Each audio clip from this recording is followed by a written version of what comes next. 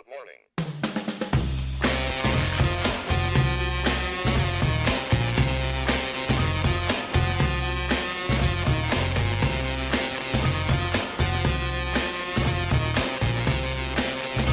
Aloha and welcome to our unique Honolulu Capital District Tour. This tour will include detailed information of significant landmarks in the downtown Honolulu Capital District, fun facts, and most importantly, laughter.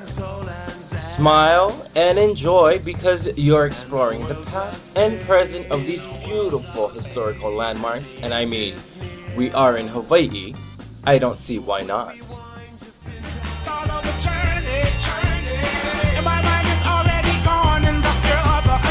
Somehow this doesn't concern me. And you can stand right there if you want, but I'm going on.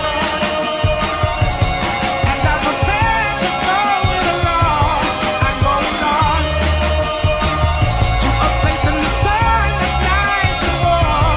I'm going on, and I'm sure they'll have a place for you too. Here we go, let's get started. Come on, let's go.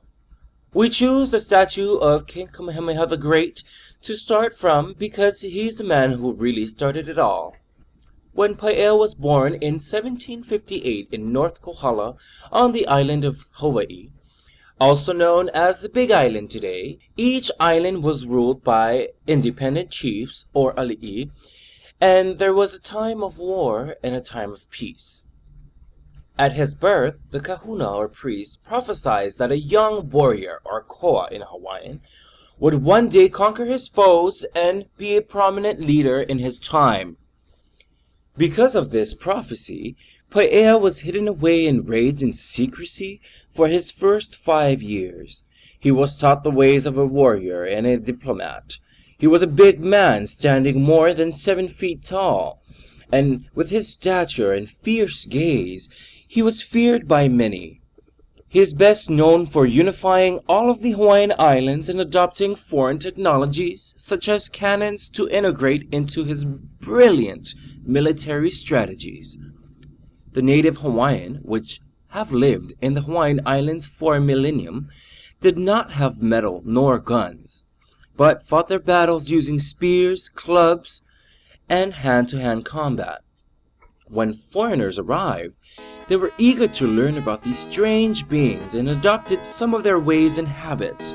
Kamehameha was also admired, as he was a wise leader and he was a fierce warrior.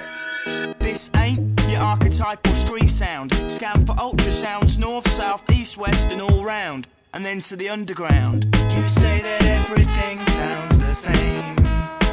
Then you go by them.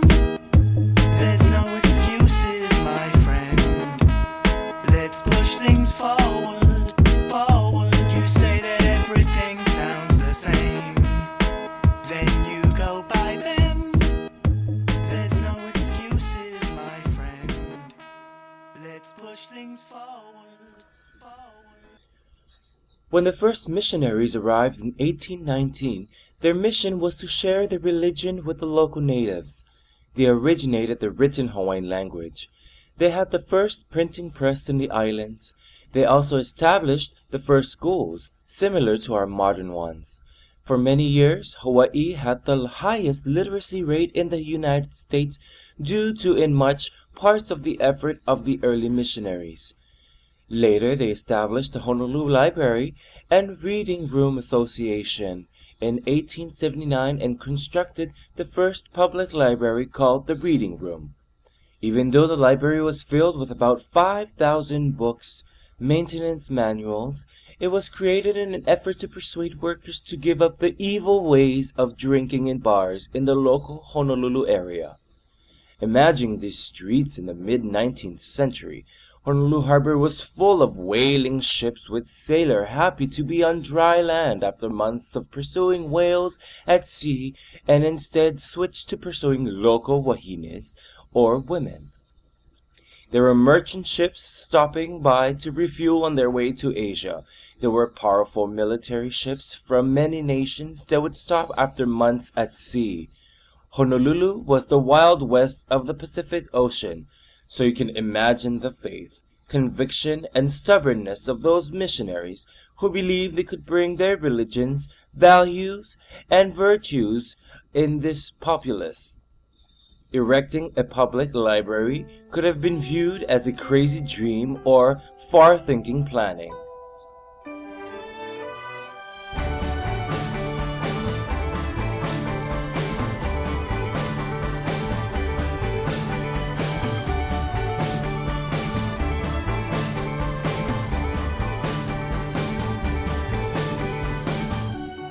I fell in love again.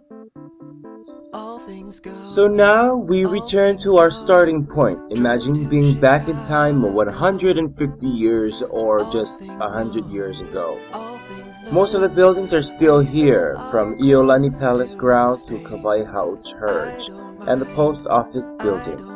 You can see the tall masted merchant ships, the warships, and the whaling ships all moored in the nearby harbor.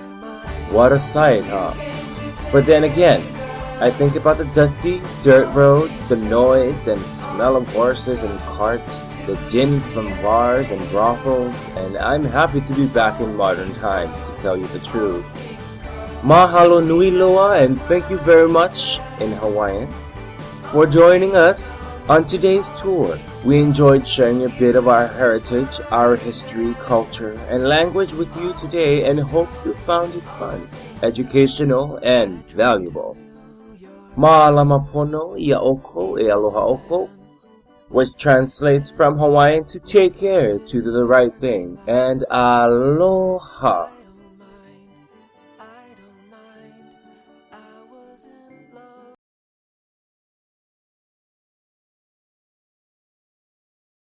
Aloha kakahiaka, good morning, and welcome to the Word Hawaiian's Hawaiian Word of the Day.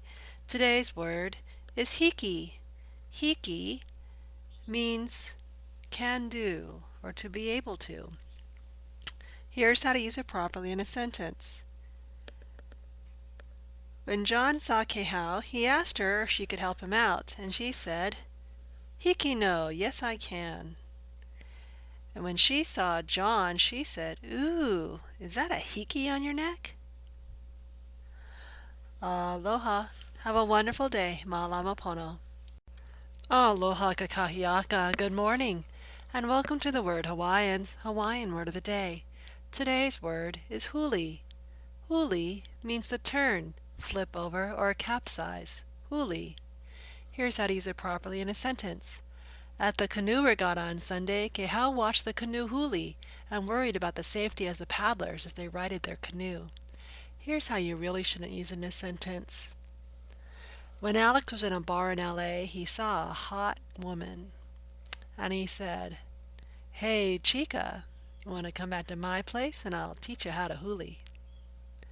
That's just wrong. Have a great day. Ahui ho, ma'alama pono.